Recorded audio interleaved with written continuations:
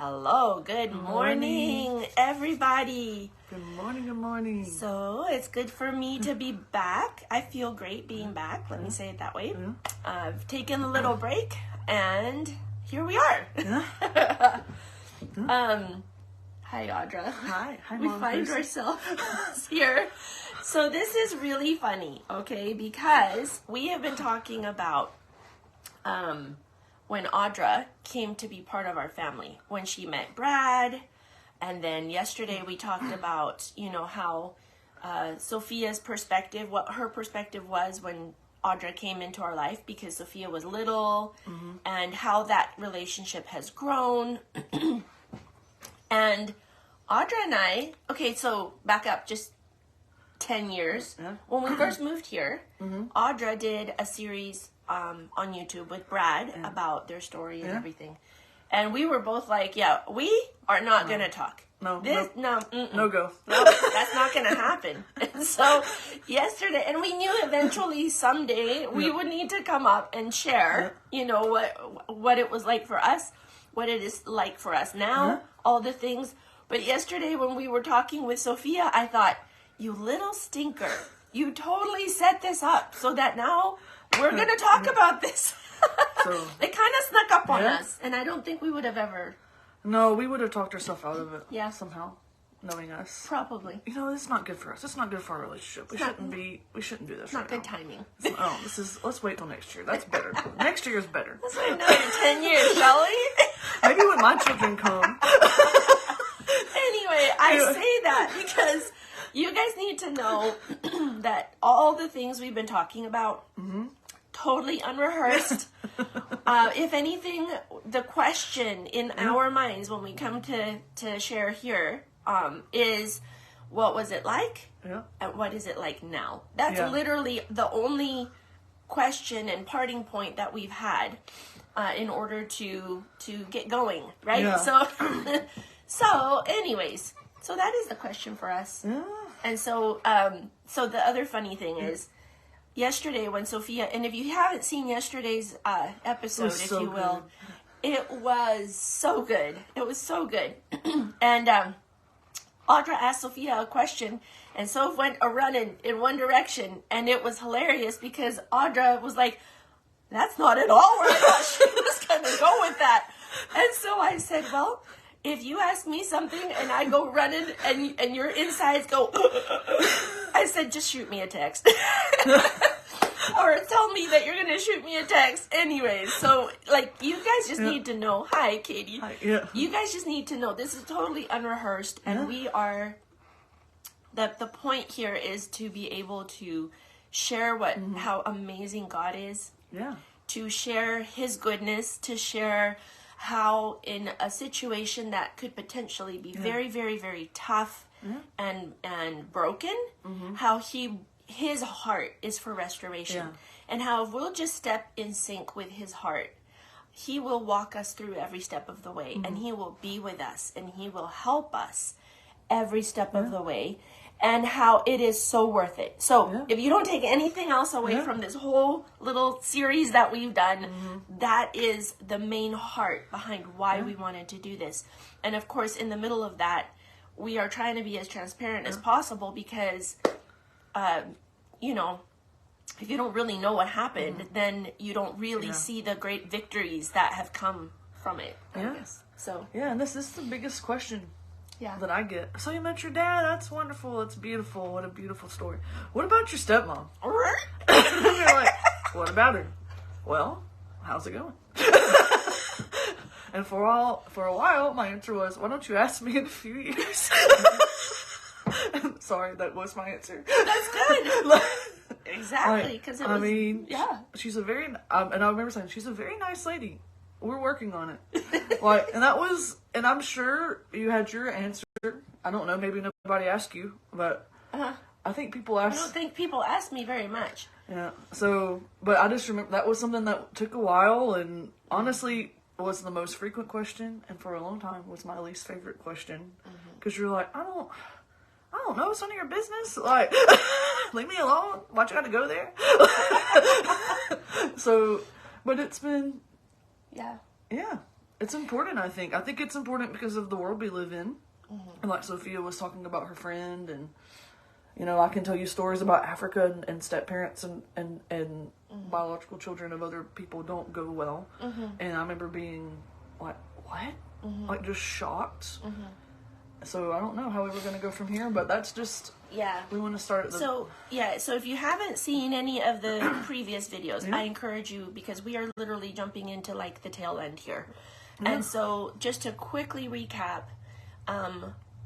when I met Brad, and when we started dating, Brad told me, when it started getting serious, before it got really serious, Brad told me, he said, listen, I know I have a little girl, I have a daughter, and I've been praying for her, and I someday want to reconnect with her. You need to know that before you come on board with me as a couple, right? And so back then I said, okay, well, let me pray about that, because I had been brought up as a pastor's kid, and you don't get to sleep around before you get married, and you know, as a teen, you're always like, I'm going to save myself for my spouse, you know. And then here he says that to me, and I'm like, you mean you didn't save yourself for your spouse? Seriously? You know, so that was the first thing I had to kind of get over and realize, well, I mean, is there such a thing as a perfect match? Is there such, so it was a good godly wrestle, if you will. But after coming away from that, I thought, you know, yeah, I come from, you know, my mom's first marriage, and then my stepdad, who was Canadian, he chose me. He chose to raise me. And so I thought, well, if that choice can be made, and in raising someone, and I didn't foresee raising Brad's little girl, like, he made it very clear that he had no right to be in her life until probably when she was an adult. So I thought, okay, well, if someone chose me, then I'm sure that the Lord will help me choose her. And so that's how it all started, way before, I think when that happened, you might have been 13 years old. Like, when Brad and I met. And I was 8. You were 8, okay, so. So, at that point, you know, I had no idea when we would get to see her, meet her, what that even would look like. However, I did know that with God's help, anything is possible. So, so that's kind of where it all started. And then you fast forward to... Audra came to our life at a very, like, in a moment of a lot of upheaval, simply because my parents had just divorced, and because my parents had just divorced, my mom and my stepdad divorced, and so then I started looking for my biological dad, because I didn't have, you know, the freedom to look him up before that. And so in that season is when Audra popped up on the radar, and somebody asked Brad, hey, would you like to meet your daughter? Yes, you know. So, like, a lot was going on. Yeah, y'all had moved. I mean, I had just had a baby. Yeah, Dad had taken over the church because of the divorce. Yeah, like everything you're not supposed to do, we did. And out of the top 10 most stressful things, you could ever do in your life, I think we're doing 6 of them. But you know what? Even then, let me just say, there's never going to be a perfect scenario and setup and context for you to meet someone, or for you to restore, or any of that. I mean, our life was upended in that moment. So when Audra came in, she, bless her heart, she's like, you haven't really talked to your biological dad? Let me help you find him. So she helped me. Best dollar I've ever spent. We found his phone number, and I got to call him, and she was there for that. You know, you just had a baby. Wow, congratulations. Like, seriously, Selah was itty bitty. You guys just moved? Oh, wow. Okay. You know, I mean, a lot. And I was just young. I was just in college, so I was like, what are you doing? I'm like, figuring out my life. Like, I just, you know, want to turn 21. Like, right, exactly. And then I remember, though, going back, like, talking to Dad, going back to the connection thing of talking to Dad on the phone the first time when he called me. And my first question was, does your wife know, who in your life knows, is she going to be okay with this? Because if you're going to tell me that she's not okay with this, that this is going to blow up your family, like, I'm not interested in being on Jerry Springer. I grew up feeling like I was already a homewrecker in myself. Yeah. And that's a different story for another day. But I was like, I'm not doing this. Like, no, we'll just stop right here. So nice to meet you. Yeah. Send me a Christmas card every once in a while. You know, nobody has to know but us kind of thing. And he goes, like, no, she's totally, like, she's on board. And I was like, oh, I mean, okay. So that made me sort of feel better, I think. And yeah, I don't know, as much as you can feel better meeting complete strangers. Yeah. And it's a big deal. Yeah. It's a big deal. Like, there's quite a leap of faith, I think, in that sense, you know. And for you too, like, I mean, we both, like, you made a commitment in your 20s when you're getting married. In my 20s when I was getting married, that's right. And then you're like, all right, I guess I gotta uphold my end of the bargain. Well, you know, if you promise. So, I mean, not to be flippant, but I'm just saying, like, that's a big, to realize at the time had come. I mean, I can imagine that's something, so. It is, yes, it is, for sure.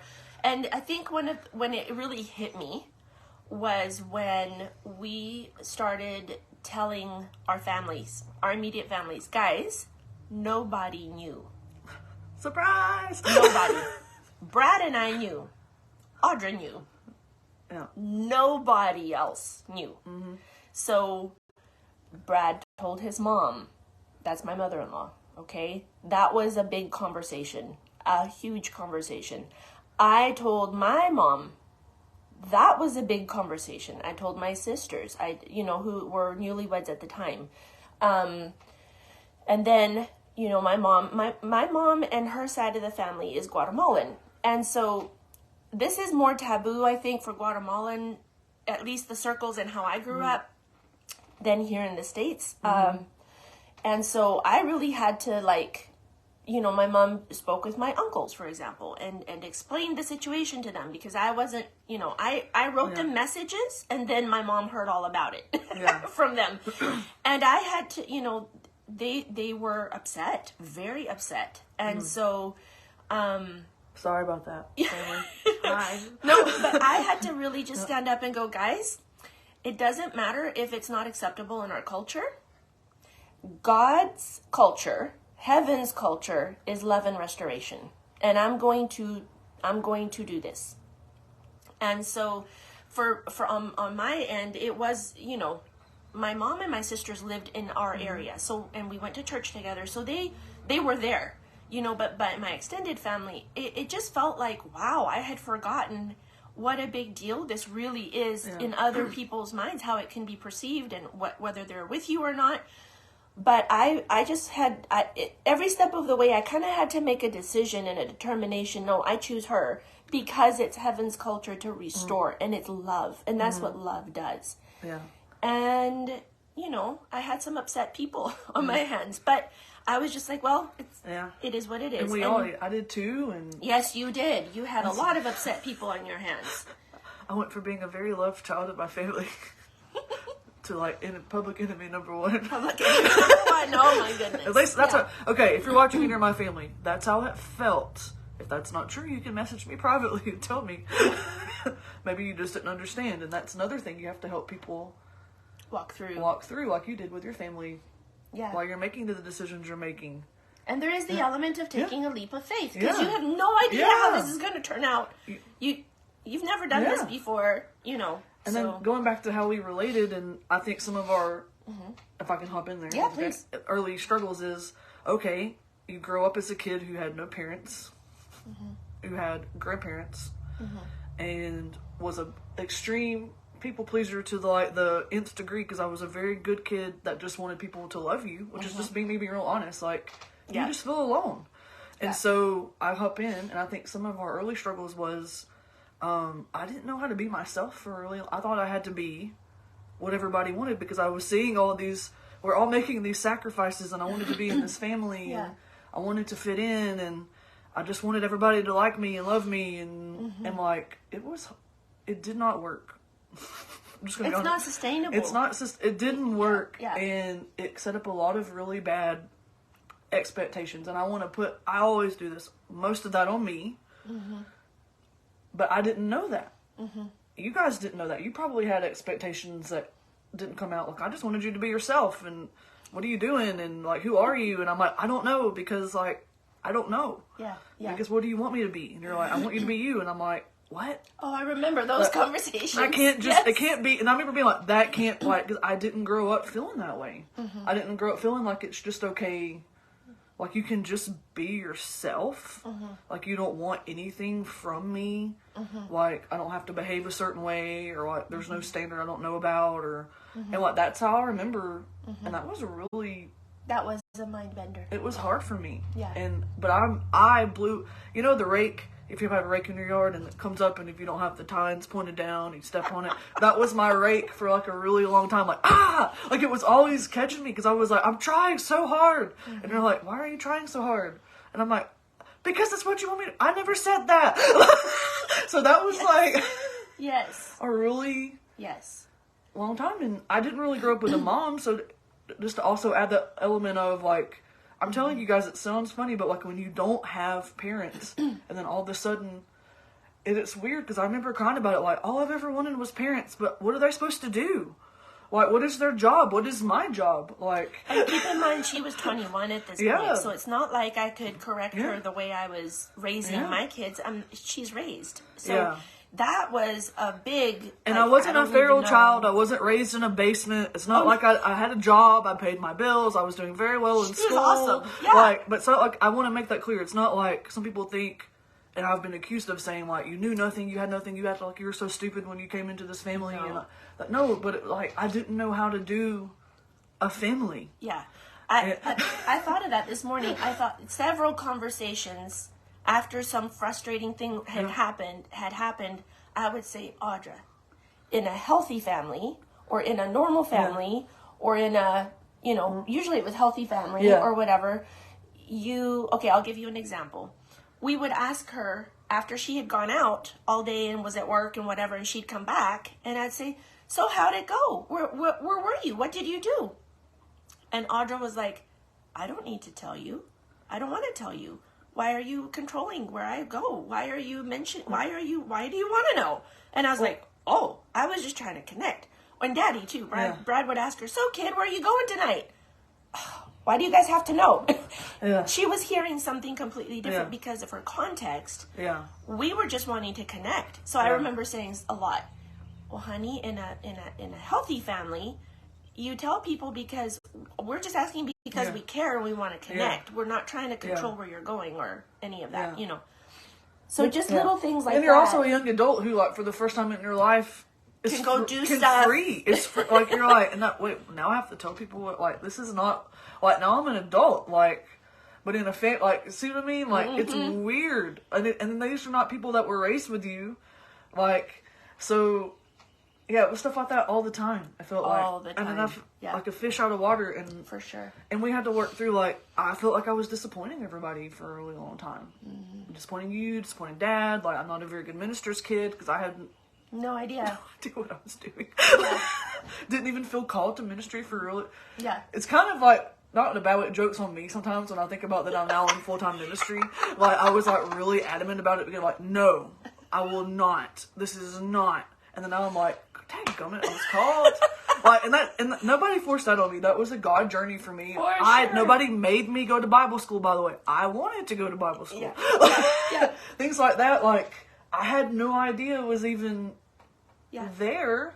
I don't know if that. And you know, you guys really have to be very patient, and as you're kind of getting to watch me being an adult, maybe just, I don't know if I'm making any sense. But those are the struggles struggles is a strong word, but like, it was. Like, I think another big struggle for me was I had little kids, and I could tell that it would upset Audra when I showed a lot of affection to my little kids. But I didn't really know Audra yet.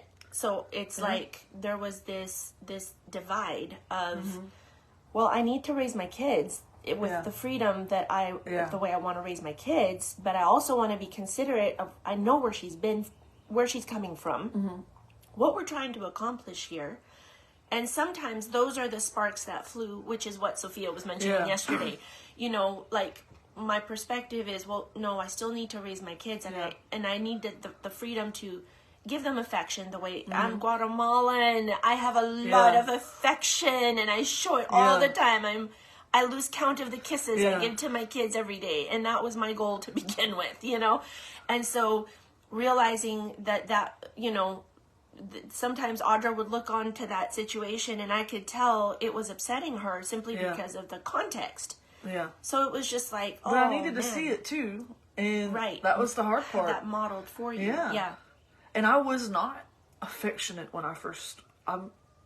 Don't touch me. I'm very proud. I touch people now. I mean, not random people. Like, it's not weird, but no, but this would have never happened before. Yeah, not at all.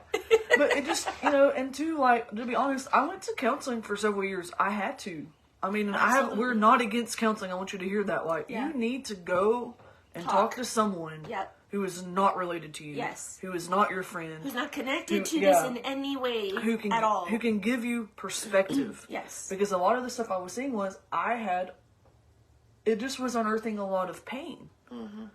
And like things I was sad that I missed out on. And that's not anybody's fault. That's just how it was. It's how it was. And all of us have that in our life. Yeah. We just all don't get thrown into your family and figure it out then. Sink or swim, baby. So like, I realized that, and even like now as an adult, there are still times I look at things like, oh, that would have been really nice when I was young, but like I have a different, I don't feel like maybe as needy in that way, because I understand what's going on, and the space, the hard boundaries, and that was another thing was, because I needed to grow, you had to set some really hard boundaries. Which was hard for me to do because I barely knew her. And she wanted to be so open, but like and so we related the best we could, but the boundaries was like, you had to raise your kids. And it helped me now because now I feel like now the fence is kind of down, mom person. And we had to figure that out. Yeah. It took us 12 years for us to figure out. And I called her mom for a long time, and it didn't work because of all the things, and then we stopped. And if you're ever wondering why that stopped, it's not because she hates my guts. It's not because of anything. We had to help ourselves. I'm saying all these things so you don't have to, is what I'm saying. So, but like, but we had to figure that out. And now that I'm saying the fence is kind of down because everybody kind of understands. Now I have to be careful to go like, I have nothing to be afraid of. I'm not gonna, if I overstep, somebody will tell me. Yeah. But like, I know the line. I know, not in a line in a bad way, but like I know where one ends and one begins. I know where I stand. And if I don't know, I just ask now. And I never used to do that. You didn't know to, though. I didn't know to ask. So, I mean, so much learning. So much. Oh, my word. Like, the coming together, you know, there was pain. Yeah. And that was hard for all of us to look on and realize there was so much pain. And then it was also hard to, how can I say this? No. You are precious to us. Yeah. So let's walk through that together. Okay, we don't have to go into detail with these, but there were some God elements that he provided that helped us cement what our relationship was supposed to look like, who I was in your life, what I was here, what my role was. Because all of that, I'm not mom. Yeah. I'm not mom. And so we had to like really go, well, then who am I? And that right there took a long time to define, you know. And so God was so faithful. He gave Audra a dream. He gave us a dream. And it just kind of helped us, okay, that's who I'm supposed to be for her. And anytime that we would be flailing, then we could go back to that and go, okay, no, but this is my role in your life. This is what I'm supposed to be and who I'm supposed to be in your life. So all of those things you kind of have to define. And you can't define them early on. I'm efficient, okay? Yeah. I'm going to be efficient. Quickest way from point A to point B. I have found it. Let's do this. There is no way to be efficient in this. It's not about efficiency. No. It's about the power of restoration. And we all have to kind of find our way. And guess how you find your way? You stub your toe all the way there until it doesn't. You didn't stub it this time, and then okay, here we are. This works. This feels right to both of us. This is so. All those conversations. all those years, we connected, but I think, honestly, we can kind of go there, and if we bleed into tomorrow, we can bleed into tomorrow. Absolutely. But, the best thing that ever happened was I moved to Oklahoma. Yes. Like, for real. That's when I quit calling you Mom. I don't even think I ever told you. I don't think I ever, like, told you. I think I called you one day, hey, Celina, how are you? Yeah. Like, I think that's just... Yeah. And that was scary for me, because I was like, maybe she's going to be upset. Maybe I'm being rude. Maybe she's going to notice, and it's going to hurt her feelings, and...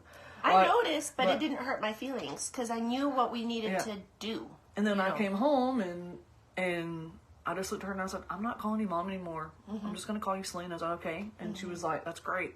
And that was one thing that kind of just, we needed to separate because I didn't have a mom. And we can talk about some more of that later about like, you know, mom pain and dad pain. When you have both of those together and you're coming into a family, I'm so sorry. Like, that's a different story for another day. But, it's a real legit thing. So it helped us, and not in a bad way, not because we didn't love each other, but I think because we both wanted it so bad. We're like, so we kind of, I remember that Christmas when I came home, and I was so nervous. I don't know if you remember that. We sat in the car. I didn't know how to tell you about it. Like, Christmas was not a good time for her anyway. And we all love Christmas. It's all about Christmas. Yeah. You know? So Christmas is better for me now. Yes, so I'll just put that on a positive note. Yeah, absolutely. So, but I remember before Christmas, it was that December, and I sat in the car, and I felt like, so anyway, Celina, and I just need to talk to you. And like, I didn't even know, like, I don't know if you remember that. I was so nervous. I do. Which is probably how I started every conversation for a really long time. Yes. Is that true? Yes, that's true. Yeah. But I just said, can we start over? Yeah, let's hit reset. Like, this is not working anymore. Yeah. And I want it to. Yeah. And I don't know how to fix it. Maybe we just shouldn't. Can we just... Hi, my name is Audra. It's so nice. Like, literally, that's what I said. Yeah. It's so nice to meet you. Yeah. And this is 10 years in, you guys. Like... And she said, yeah, she would love to. And we talked about our garden, which is a really big thing that I use in every relationship now. I'm like, this is our garden, and we need to... You and I need to tend to it. Because what was happening a lot, too, was Brad, in his eagerness to make sure everybody was okay, because he started this, right? He would try to get in there and help out. Yeah. And all that was doing was causing a bit more stress, because then we weren't actually needing to work things out ourselves. And then it was like, you're taking her side. It was like the whole, like... His side, her side. And we didn't mean to do that. That's what happens when you're not working on your own relationship. There's triangulation. It gets unhealthy. So, we had to bump our toe on that, too, and realize that's not going to work. So we just talk. You know, we figure things out. We deal with things and all of that, you know. And so, but we did that, and that was I think, I look back now. That was the big turning point. A turning point. It was the best thing we had, like, if we could have done it years earlier. I don't know. We can't go back in time, but the duck is quacking. But what I'm saying... We have 2 minutes. is maybe expectations from the beginning. If we could have done that at the start, but we were just so eager, and that's not a bad thing. It's just like, looking back now, it's like, imagine 10 years ago if we'd have just said, hey, can we just be friends? Can we make this? And I probably wasn't there, and you probably weren't there, and there was too much going on, but like, if we can help you on the back ends as much as you're eager when you're restoring with somebody, maybe just start with, I just want to be your friend. And we'll see whatever comes from this place. Yeah. And at every difficult thing, just trust. Just trust that the Lord is going to help you, guide you, that His word and His principles ring true. There were many times in the setting down of those boundaries, the hardcore boundaries, that I would have to follow up and say, no, this was the boundary. And so what would happen was the Holy Spirit would lead me. If you're a believer, Holy Spirit lives inside of you, and He guides you. And He would say, don't say anything right this second. I'm like, but she's headed to work. I need to say something. Do not open your mouth and say that. It won't go well. And I learned to close my mouth and wait. And that was not easy, because I have a household to run, and I run a tight ship. And I was homeschooling, and we were, you know, at one point we were moving from one country to the other. And I mean, there's a lot going on, and it took a lot to just go, but I trust God, and He's going to show us, and He's going to teach us. So let's just, okay, you know, And I'm sure you had that a lot too. Yeah. Just, when do I say this to her? When do I, Lord? Yeah. And so know that God is the one that leads us. So anyway, to wrap this up today, thank you for joining us along with this journey. Do share this with anybody that you feel would benefit from this. If somebody is wondering whether or not to reconnect with one of their children or any of that, these things would be really, really great. A God journey. Really, this has been a God journey. Yeah. And we've all grown, and the beauty, and we will get to more of the beauty of where we're at now. We're literally linking arms, doing great things for God together. Yeah. And there is no more intimate place for friends. Like, honestly, you work together for the Lord, and you share vision and all of this other stuff. That could have never happened had we not done what we call the hard yards. And I think you and I have done some major hard yards, you know. So anyway, we want to go there probably tomorrow. Yeah. But thank you so much for watching. Listen, I updated our website because some of the Christmas specials, I had taken them off. I've put a couple things back on there. thehollemans.com. Go check things out. Also, if you don't know, we have a YouTube channel, and I immediately have one of the kiddos upload this video to YouTube immediately after we're done. The Hollemans. It's just called The Hollemans.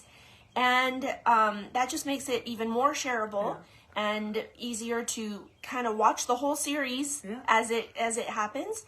And so, you know, go subscribe, hit the little bell, be notified anytime we upload something new. Thank you so much for watching today. Yeah. And we'll see you tomorrow. Same place, same time, same subject. Yeah. Thank you for watching. Okay, bye-bye. Bye.